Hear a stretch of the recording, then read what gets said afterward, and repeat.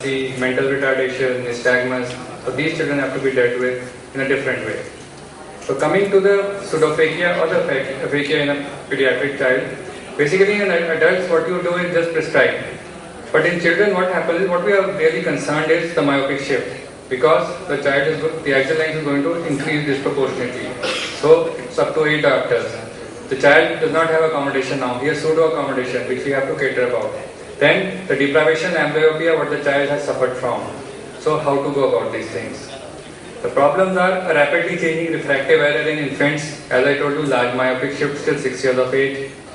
High hyperopic correction. So if you have a child of 1 to 2 years, obviously you're going to aim for +5 or +4 diopters, which is amblyogenic. Hypermetropia, high hypermetropia is amblyogenic. Plus this child has already suffered, is already deprived from the cataract. So it's going to be additive. So that's the problem we're going to come up with. He has no accommodation because the crystalline lens has been removed. The stereopsis is very cross. So if you have bilateral pseudophakia, you have to get the retinoscopic findings. No need of cyclopedia here because there is no crystalline lens, no accommodation. So give a near add of +3 diopters and add to the retinoscopy in infants and toddlers.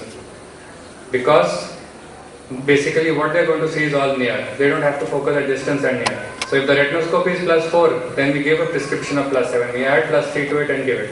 Whereas if you have an older child, then the executive bifocals are required. Like in this case, a +4 in the upper segment and a +3 add in the lower segment. Now unilateral pseudophakia, as was told by the previous speaker, it depends upon the anisometropia. Large anisometropia would lead to accommodative imbalance between the two eyes, because here we have to see the accommodation of the phakic eye as well. It's unilateral, and so this could lead to unequal visual acuity and a poor stimulus for binocularity. So everything is not adding +3, we have to balance it along with the other eye. The prescription would be same as bilateral cases, but the important thing is the near add needs to be adjusted, keeping in mind the accommodation of the phakic eye. So this is in brief about the pseudophakia. Now coming to the esotropia, the all important esotropia what we see. Basically when we prescribe here, it's either a refractive accommodative esotropia or it's a non-refractive accommodative esotropia associated with a high AC/A ratio.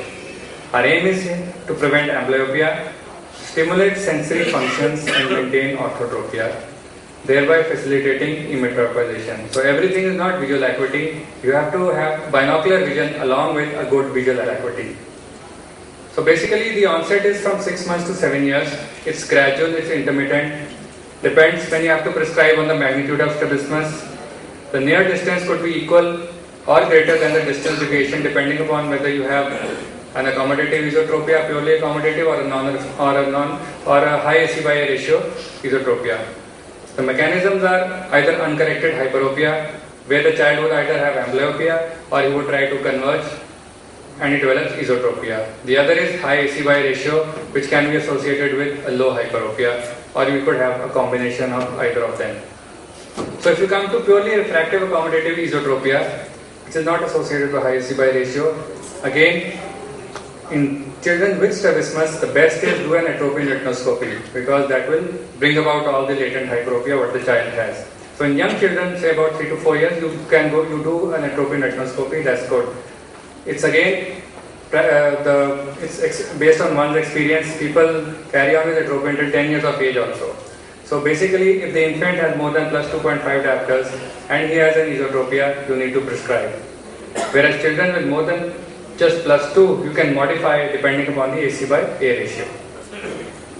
So coming to the other part, that's non-refractive accommodative esotropia.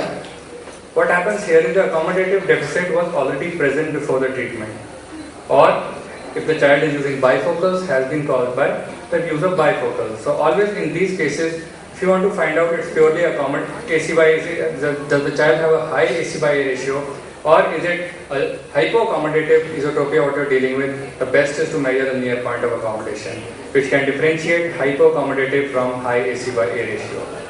Although the management would just be the same, but the effect would be on weaning, as excess of accommodation will never be resolved. So if you have a hypoaccommodation